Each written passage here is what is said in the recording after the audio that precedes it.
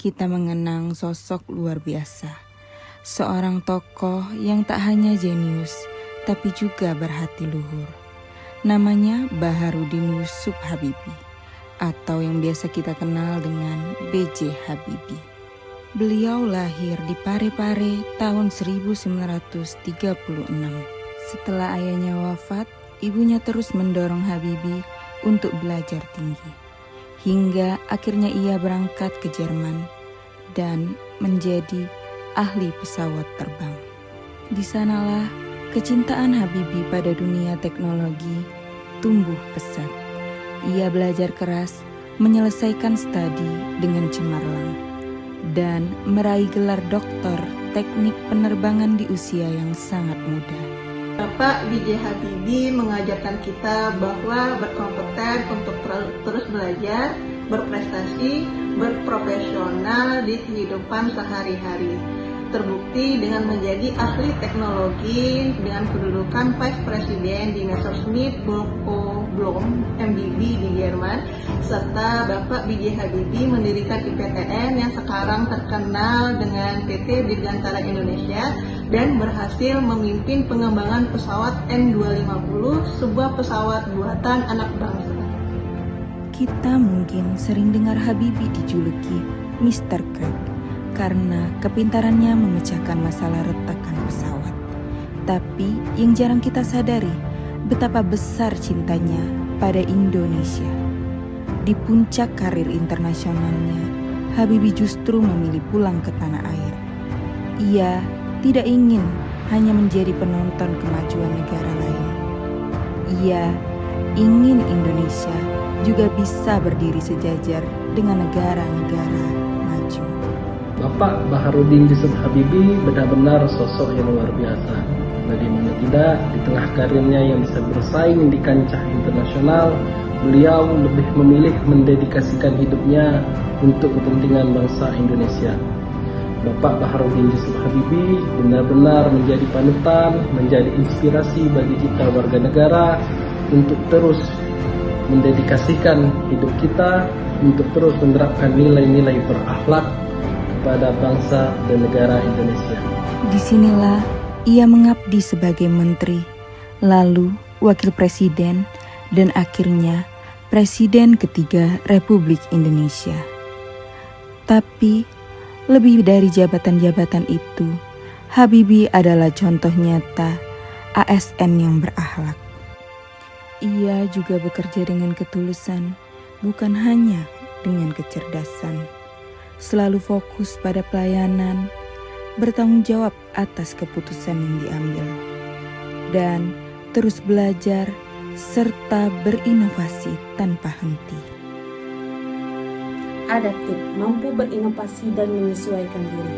Fakta dari Bapak B.J. Habibie yaitu menavigasi Indonesia dari era otoriter ke demokratis dalam waktu yang singkat, menerima kenyataan secara terbuka referendum hasil Timor Timur walaupun berat bagi bangsa Indonesia, kolaboratif, memiliki makna mampu bekerja sama dan membangun sinergi, aktif membina sinergi antara pemerintah, ilmuwan, dan industri melalui konsep Habibie Factor atau nilai tambah teknologi, membangun jaringan dengan diaspora Indonesia dan ilmuwan dunia untuk pembangunan nasional. Beliau bisa bergaul dengan siapa saja, dari teknokrat, rakyat biasa, hingga mahasiswa. Ia tidak pernah berhenti mencintai negeri ini, meski tahu perjuangan itu tidak selalu mudah. Nilai akuntabel tercermin kuat dalam kepemimpinan Bapak B.J. Habibie. Beliau menyampaikan laporan pertanggungjawaban di DPR. Meskipun terjadi penolakan, beliau menerima dengan lapang dada. Sikap ini menunjukkan betapa beliau menjunjung tinggi tanggung jawab dan nilai demokrasi. Dan yang paling penting, ia selalu terbuka bekerja sama karena beliau percaya kita tidak bisa membangun bangsa sendirian. Teman-teman, Bapak B.J. Habibie menunjukkan pelayanan yang tulus saat ia memimpin.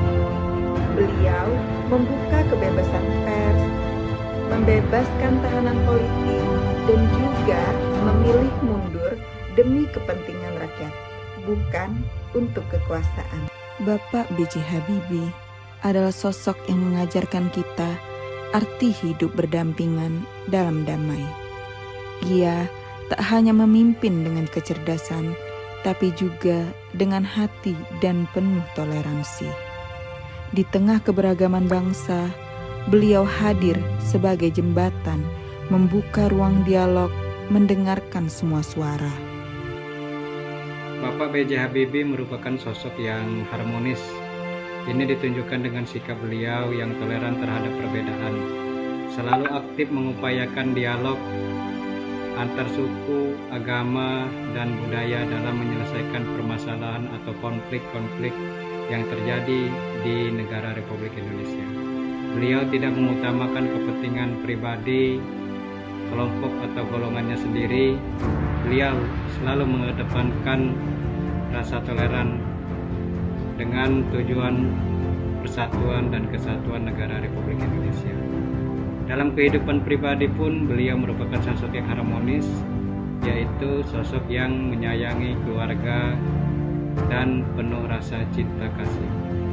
Mungkin itulah yang dapat saya sampaikan atau yang dapat saya utarakan mengenai sosok Bapak B.J. Habibie.